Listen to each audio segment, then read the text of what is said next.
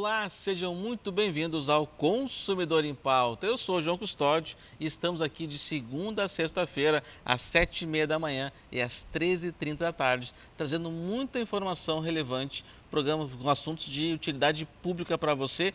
Tudo isso aqui na nossa TVE, na TV Pública dos Gaúchos, trazendo assuntos como direito do consumidor, direito do trabalho, direito imobiliário, direito de família e sucessões, direito previdenciário e direito comercial, com dúvidas sobre empreendedorismo, questões tributárias como imposto de renda. Então não fique com dúvidas, mande a sua pergunta para nós no nosso e-mail consumidorempauta@tve.com.br e também pelo nosso WhatsApp 51 985 946 773. E hoje vamos falar aqui sobre direito do trabalho e quem está conosco hoje é um grande especialista no tema, Dr. Paulo Dias. Seja muito bem-vindo.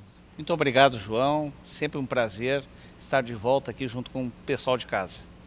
Bom, inicialmente, doutor Paulo, a gente queria que o senhor falasse um pouquinho sobre uma norma que saiu agora, uma norma regulamentadora número 1, que diz que as empresas têm até o final de maio para tomarem medidas, né, que preservem, criar normas que preservem a saúde mental dos seus empregados.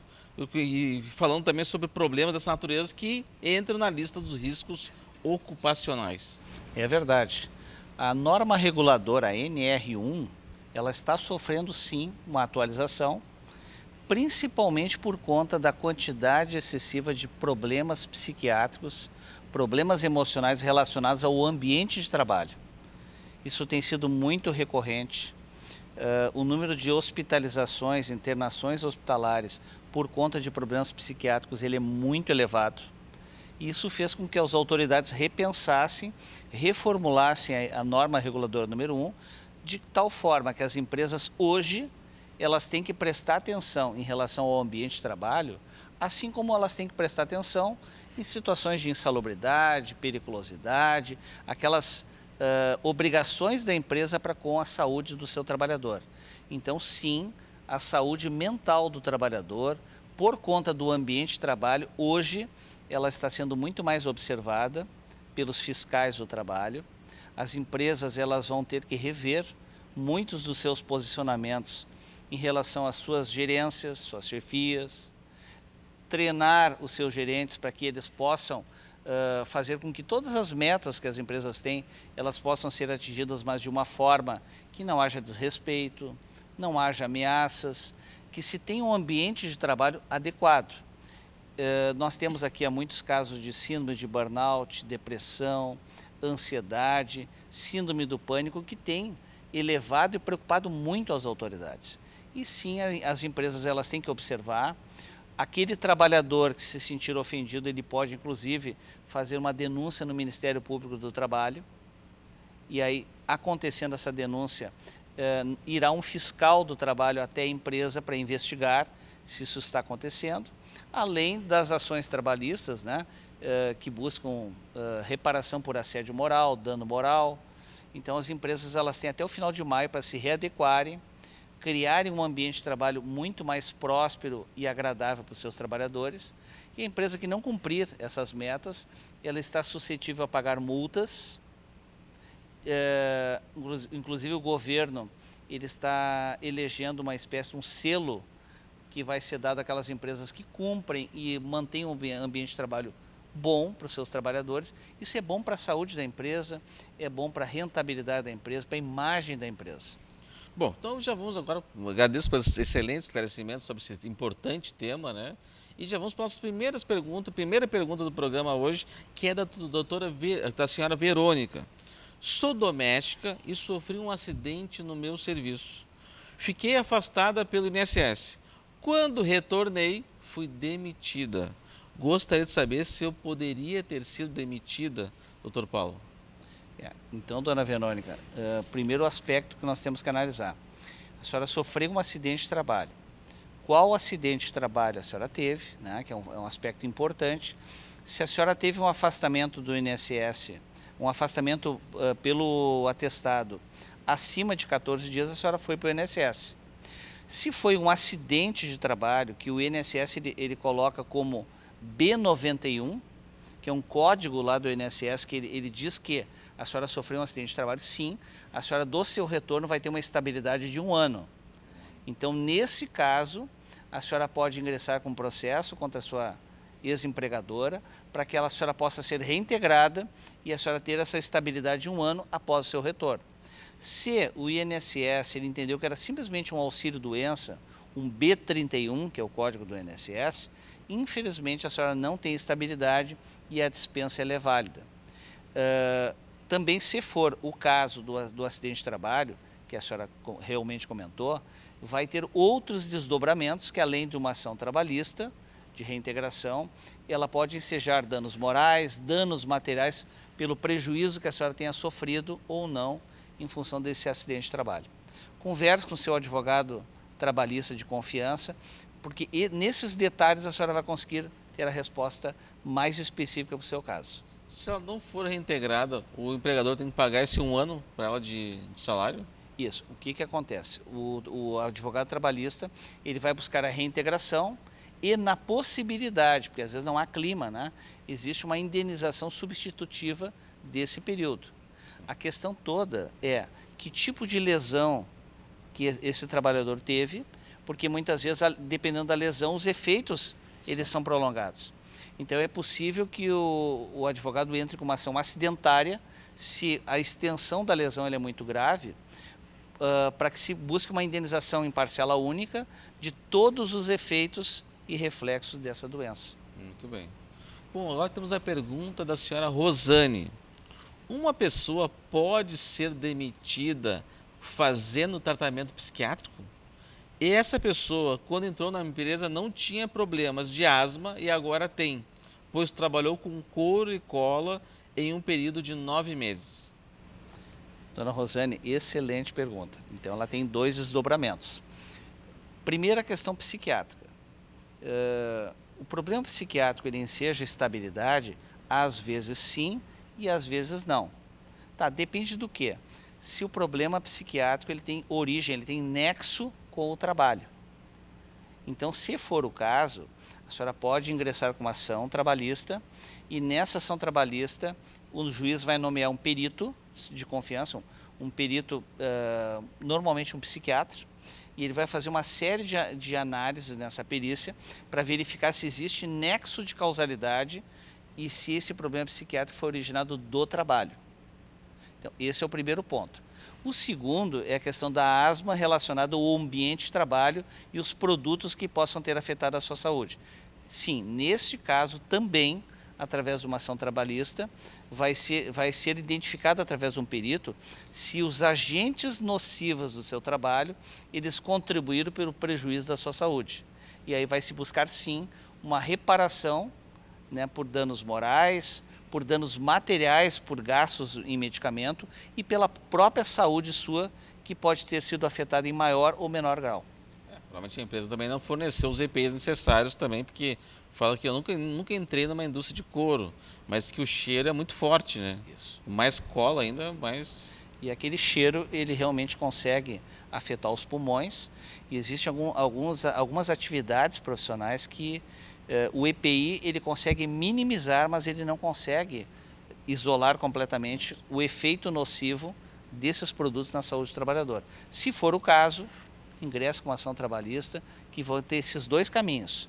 A questão da asma, que me parece que tem muito mais diretamente, e a questão do psiquiatra, que vai ser o perito do juiz que pode analisar a situação para ver se tem um nexo. Bom, agora temos a pergunta do senhor Orlando. Tenho 63 anos e sou aposentado. Trabalhei 33 anos como metalúrgico no setor de montagem e serviços gerais de uma linha de produção. Perdi os movimentos nos braços, deixando cair as peças da mão. Fiz exame de ecografia que comprovou desgastes. Fui afastado do serviço e trocado de setor, mas não melhorou. E como estou aposentado, fui dispensado do serviço. Quero saber se tenho como colocar na justiça por perdas laborais. Senhor Orlando, primeiro parabéns pela sua aposentadoria e estar trabalhando. Em relação à perda da função que lhe trouxe prejuízo no trabalho, o senhor pode ingressar com uma ação trabalhista, procure um advogado trabalhista, ele vai fazer uma entrevista perguntando todos os pontos.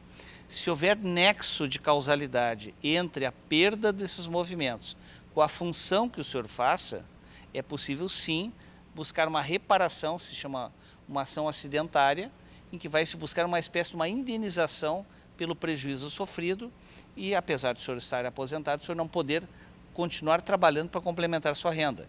Então, se for esse o caso, o senhor pode estar sofrendo um prejuízo por conta do trabalho. Se esse desgaste nada tem a ver com o trabalho, aí na própria perícia vai ser identificado, aí infelizmente o senhor não fará jus a essa indenização. Bom, agora temos a pergunta do telespectador Daniel. Vou dar uma resumida aqui na pergunta. Ele fala que ele trabalha numa empresa de distribuição de produtos automotivos há 16 anos e tem registro na carteira como financeiro dessa empresa. A questão positiva é que, ao longo do tempo, essa empresa ela começou a expandir para outras atividades e abrindo novas empresas com novos sócios. Então, chegou a tem 14 CNPJ já, sendo que 6 empresas são de sócios diferentes, né, do outros sócios que o sócio inicial. Ele pergunta se ele teria que ter alguma remuneração adicional por exercer essas atividades para tantas empresas e algumas até com sócios que não pertenciam à empresa inicialmente que foi contratado. Seu Daniel, que pergunta interessante, ela vai esclarecer muitos casos semelhantes, viu? Seu Daniel, o que o senhor tem agora aí é um grupo econômico. O senhor tem uma empresa original que acabou criando outras empresas que formaram um grupo econômico. É possível o senhor conseguir vínculo de emprego com as demais empresas? Não, infelizmente não, porque elas compõem a mesma empresa, o mesmo grupo que forma a empresa. Se a sua jornada de trabalho não foi alterada por conta dessa quantidade extra de trabalho, nada a ser pedido. Por exemplo, se o senhor entra às 8 e sai às 17, tem uma hora de intervalo e não tem trabalho para fazer em casa, não há nada o que pedir em relação ao aumento de trabalho. O que acontece muitas vezes é que esse aumento de trabalho para outros CNPJs do grupo econômico, muitas vezes acaba sobrecarregando o trabalhador, que acaba fazendo horas extras e não recebe. Se o senhor receber, está tudo certo. Mas se houver uma sobrecarga de trabalho e o senhor não recebeu, o senhor faz jus às horas extras. E se a sua atividade como financeiro for a mesma, o senhor não tem desvio de função. O senhor tem um aumento de trabalho dentro da mesma jornada de trabalho, que está tudo certo. Se o senhor tem que fazer outras atividades que o senhor não foi contratado, sim, aí pode ter acúmulo ou desvio de função, dependendo da situação real que o senhor esteja vivendo. Bom, ótimos esclarecimentos até aqui, mas vamos ter que fazer um breve intervalo. É bem rapidinho, já voltamos.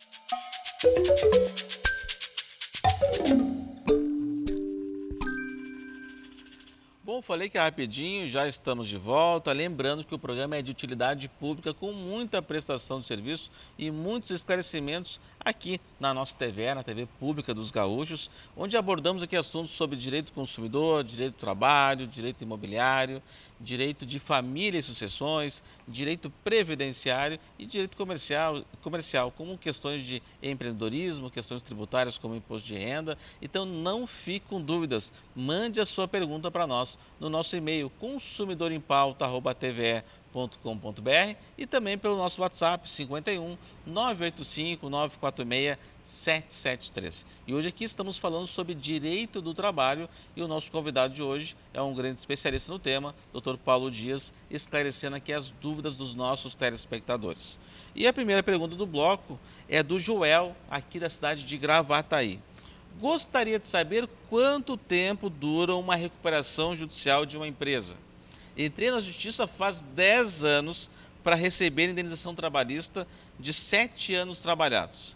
Ligo para os meus advogados e eles só dizem que o processo está com o juiz. É normal demorar tanto tempo assim?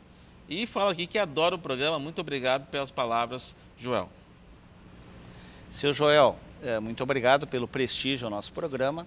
Infelizmente, é normal que um processo de recuperação judicial ele leve muitos e muitos anos. Infelizmente. O processo trabalhista em si, ele já é um pouco moroso, porque as partes elas vão produzindo provas, existe sempre a oportunidade da outra parte fazer um contraponto, então o processo ele normalmente tem um fluxo que muitas vezes demora. Nos casos de recuperação judicial, o ingrediente que se soma a isso é que a empresa ela está com dificuldade financeira. Então, vencer o processo é uma situação, cobrar o processo é outra. E nesses casos de recuperação judicial, eles realmente são demorados. A minha orientação é que o senhor converse com o seu advogado sempre que o senhor tenha dúvidas. Caso o senhor queira olhar o processo, marque um horário com o seu advogado, vá até o escritório, para que o senhor veja, porque muitas vezes se trabalha muito. Sim, o cliente não acaba não vendo todo o trabalho que está sendo realizado. Não vê, né? Se trabalha muito. Um outro expediente que os advogados normalmente fazem na esfera trabalhista é a desconsideração da personalidade jurídica, fazendo com que os bens do sócio eles possam compor, né, a esfera da dívida que a empresa tem. Porque a empresa é pobre e o sócio é rico. O sócio está rico, né? Então, às vezes cria outros CNPJs para disfarçar o seu patrimônio. Então, para acalmar o seu coração, ligue para o seu advogado, marque um horário até para ir no escritório. Isso fortalece a confiança e você vai poder verificar que o processo ele está andando no fluxo, apesar de demorado. Bom, temos agora a pergunta de uma telespectadora anônima. Trabalho com carteira assinada 3 vezes por semana, ganho R$ 900 e tenho mais os descontos. Isso está certo? Outra pergunta. Minha patroa quer me demitir e fazer um novo contrato na casa da mãe dela. Tenho direito a algo por demissão? São mais de 6 meses trabalhando.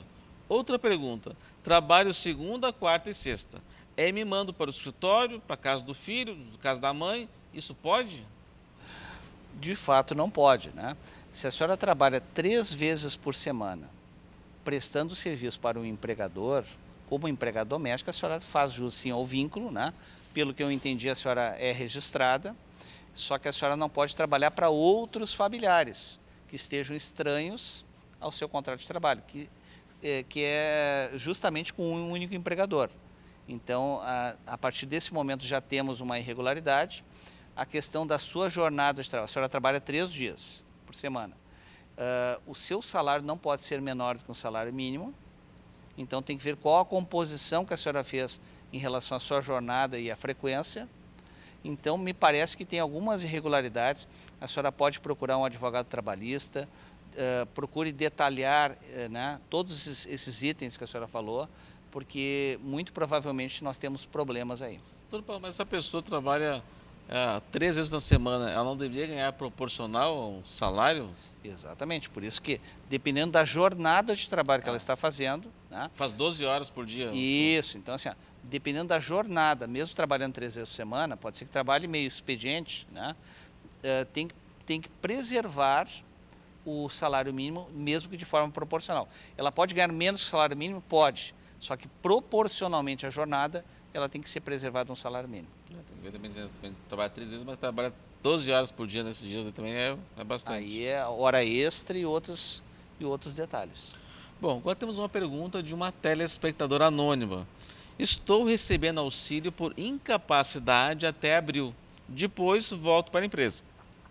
Existe carência para ficar na empresa ou posso ser demitida quando a empresa quiser? Infelizmente, a senhora pode ser desligada se não for uma doença que tenha estigma, né? Se ela que não gere discriminação, um câncer, uma AIDS, alguma coisa assim, né? um HIV, a senhora pode ser dispensada sem problema algum.